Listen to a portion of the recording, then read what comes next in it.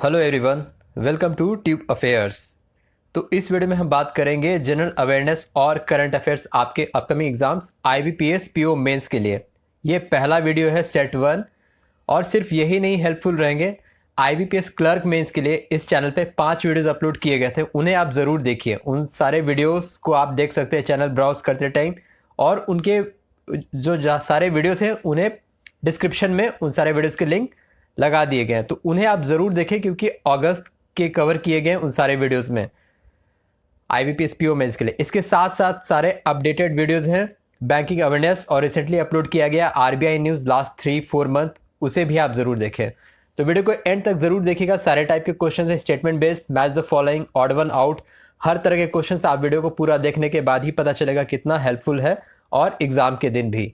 तो आप वीडियो को जरूर देखिए। Current affairs and general awareness for IBPS PO mains set one. चलिए शुरू करते हैं। फर्स्ट क्वेश्चन क्या कह रहा है?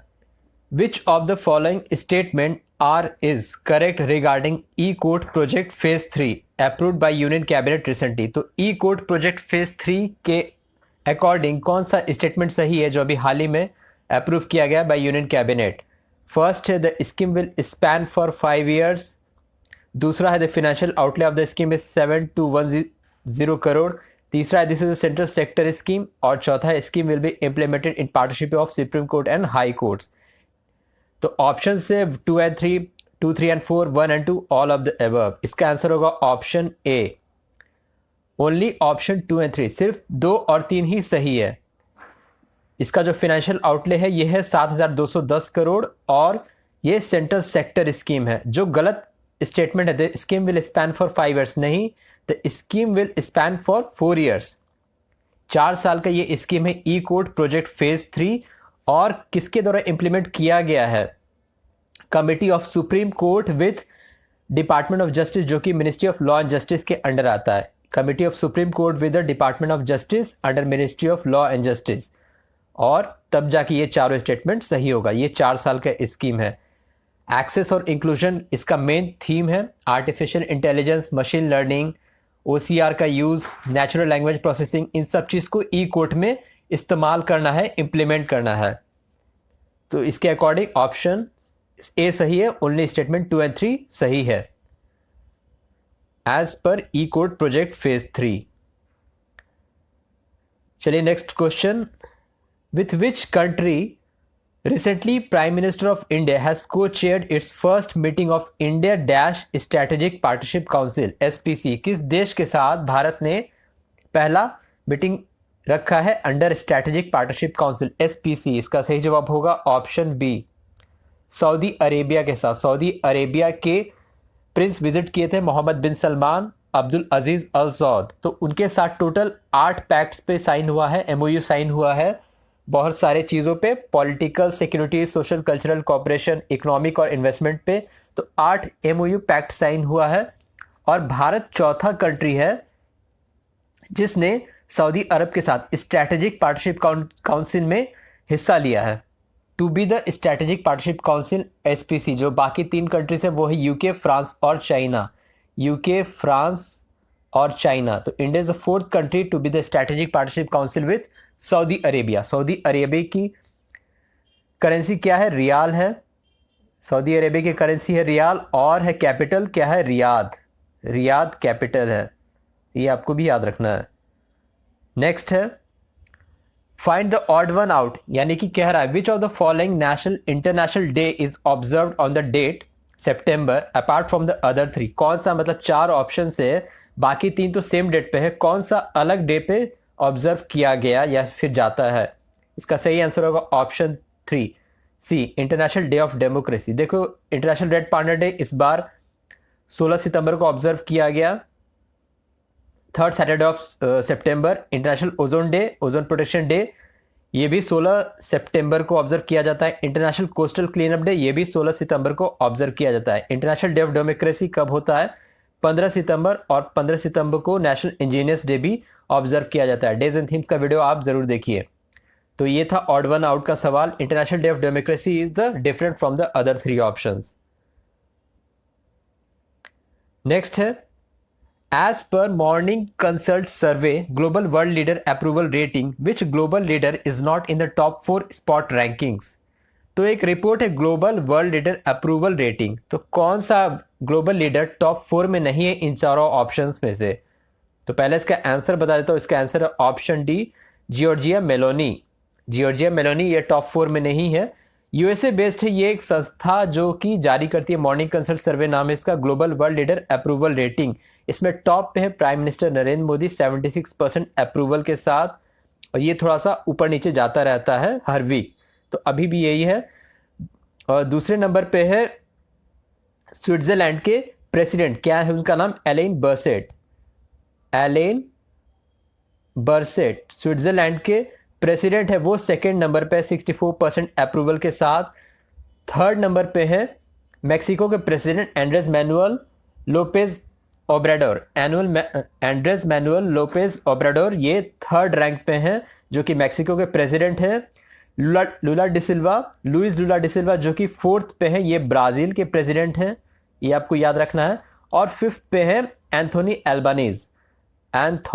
एल्बानीज जो कि ऑस्ट्रेलिया के प्राइम मिनिस्टर हैं, ये फिफ्थ पे हैं as global world leader approval. Joe Biden seventh rank पे हैं।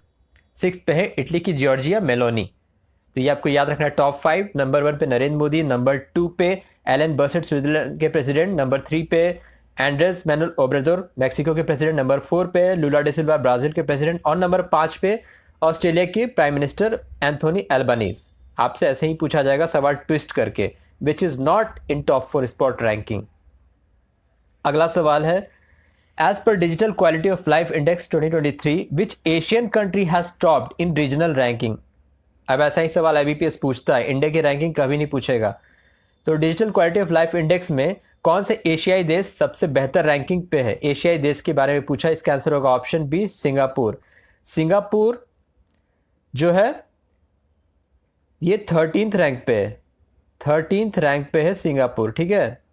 Singapore is the 13th rank. Bharat की रैंकिंग है 52, इंडिया 52 रैंक पे है। Digital quality of life index ये टोटल 5 पिलर्स को, 5 सेक्टर्स को कवर करता है सर्वे में। टॉप पे है फ्रांस शीर्ष पर है। दूसरे नंबर पे है फिनलैंड, तीसरे पे है डेनमार्क, फिनलैंड दूसरे पे है, तीसरे पे है डेनमार्क, चौथे पे है जर्मनी। बॉटम में है येमेन बॉटम में है 121 रैंक पे, ठीक है। तो आपको याद रखना है भारत की रैंकिंग एशिया में बेस्ट कौन है? सिंगापुर।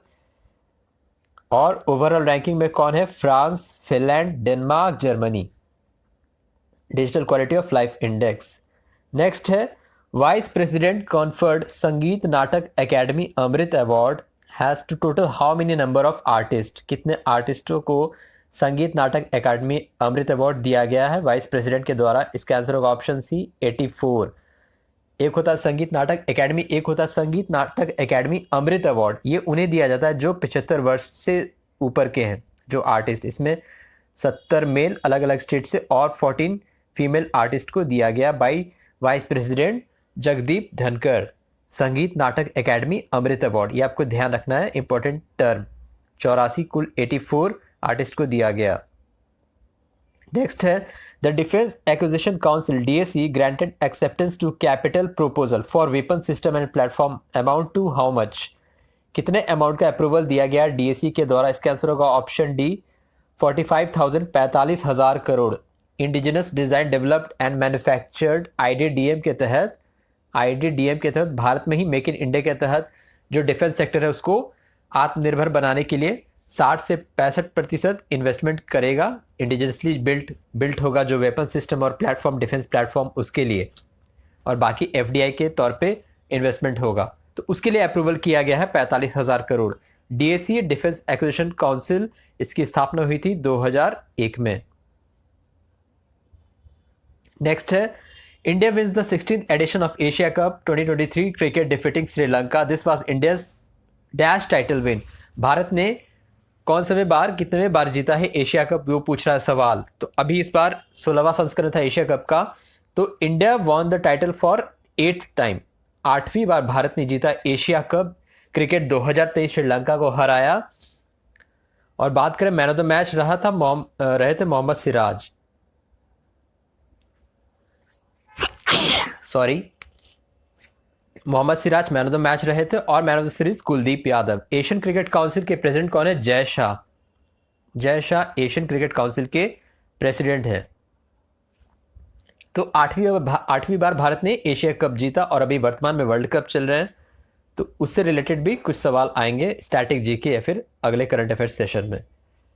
नेक्स्ट है, what is the primary goal of the global biofuel alliance launched by PM Modi during the G20 summit 2023। तो G20 का एक डेडिकेटेड वीडियो है, वो भी आप देख सकते हैं, सब कुछ बताया गया उसमें क्वेश्चन आंसर से रिलेटेड। तो ग्लोबल बायोफ्यूल अलायंस का है, इसका आंसर बता दो, option C, boosting demand and technology transfer for the biofuel production. Boosting demand and technology transfer for the biofuel production, ये है ग्लोबल बायोफ्यूल अलायंस, जो कि प्राइम मिनिस्टर मोदी के द्वारा लॉन्च किया गया G20 समिट में। नेक्स्ट है, which airline company launched project Abhinandan to offer enhanced on ground experience to passengers. तो प्रोजेक्ट अभिनंदन लॉन्च किया गया, सही जवाब होगा ऑप्शन डी, एयर इंडिया के द्वारा। एयर इंडिया ने प्रोजेक्ट अभिनंदन लॉन्च किया पैसेंजर्स के लिए। मेनली ये है जो ग्रीटिंग होता है हिंदी में सर्विस एश्योरेंस ऑफिसर्स के द्वारा, SAO के द्वारा, तो पैसेंजर्स को हिंदी में ग्रीट करने के लिए, समझाने के लिए, बताने के लिए ये प्रोजेक्ट अभिनंदन लॉन्च किया है। अभी इसको 16 एयरपोर्ट्स पे जारी किया जाएगा, 16 एयरपोर्ट्स पे जारी किया जाएगा। मिनिस्टर ऑफ सिविल एविएशन कौन है? ज्योतिरादित्य सिंधिया। तो एयर इंडिया के द्वारा लॉन्च किया गया प्रोजेक्ट अभिनंदन। नेक्स्ट है, अब ये मैच द फॉलोइंग है, match the following players with associated sports. तो ये पूछ रहा है, प्लेयर्स के नाम है किरण जॉर्ज, दिव्या देशमुख, अनु रानी, ज्योति सुरेखा, 4 स्पोर्ट्स से आर्चरी, जैवलिन, बैडमिंटन, चेस। तो आपको बता दूं आंसर सबसे पहले क्या होगा, इसका आंसर होगा ऑप्शन ए, ठीक है, 1 का सी, यानी कि किरण जॉर्ज बैडमिंटन से रिलेटेड है, 2 का डी, दिव्या देशमुख चेस से रिलेटेड है, अनु रानी जैवलिन से रिलेटेड है और ज्योति सुरेखा आर्चरी से रिलेटेड है। अभी हाल ही में किरण जॉर्ज ने बैडमिंटन मास्टर्स जीता है इंडोनेशिया में मेन सिंगल का, दिव्या देशमुख ने जीता Tata steel chess rapid championship, Annu Rani ने अभी एशियन गेम्स में जैवलिन में जीता गोल्ड, ज्योति सुरेखा ने भी आर्चरी में जीता गोल्ड एशियन गेम्स में। तो इस तरीके से सवाल आ सकते हैं, आएंगे। नेक्स्ट क्वेश्चन है, the amount of viability gap funding approved by the cabinet for the development of battery energy storage system. इसके लिए वायबिलिटी गैप फंडिंग क्या जारी किया गया है कैबिनेट के द्वारा? इसका सही जवाब होगा option B, option B, 3,760 crore, 3,760 crore for the battery energy storage system. Next है, ministry of defence inked MOU pact with which company for jobs of ex servicemen। Ex serviceman के लिए जॉब के लिए किसके साथ मिनिस्ट्री ऑफ डिफेंस ने sign pact किया है? Memorandum of understanding. इसका आंसर होगा ऑप्शन डी, जेन पैक्ट के साथ। तो जो सर्विसमैन होते हैं, एक्स सर्विसमैन को जॉब प्रोवाइड कराने के लिए इस टेक कंपनी से, जेन पैक्ट से, मिनिस्ट्री ऑफ डिफेंस ने memorandum of understanding sign pact किया है। अब कुछ वन लाइनर्स देख लेते हैं, ये भी इंपॉर्टेंट है। Which state launched E Bhoomi portal for land purchase for government projects? Himachal Pradesh ने लॉन्च किया है ई भूमि पोर्टल। नेक्स्ट है, in which state districts PM led foundation for 50 critical care blocks under ABM? ABM क्या है? Ayushman Bharat health infrastructure mission. Chhattisgarh में launch किया, छत्तीसगढ़ के 9 जिलों में लॉन्च किया 50 critical care blocks. Indian army inducted 600 indigenously self neutralising anti tank munition. इसका नाम है विभव, इसको बनाया है इंडियन आर्मी के कल्याणी ग्रुप ने।